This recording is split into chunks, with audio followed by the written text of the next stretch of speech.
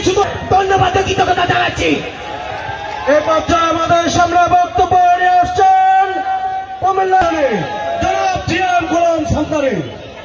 আলাইকুম রহমাতুল্লাহ। আমরা স্লোগান একটু বন্ধ করি, আপনারা কিছু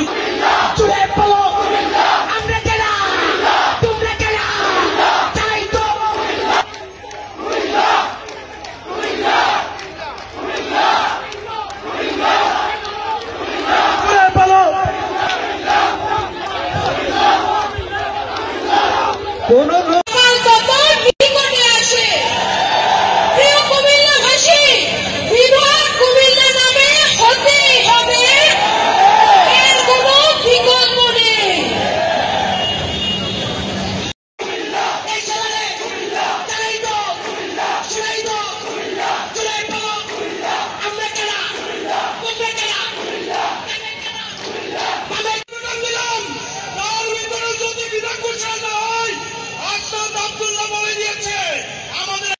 বাংলাদেশ তাদের নেতৃত্বে চলে আসবে। এই কারণে তারা আমাদেরকে ভয় পায়, আমাদের মেধাবী সন্তানদেরকে ভয় পায়, আমাদের যোগ্যতাকে তারা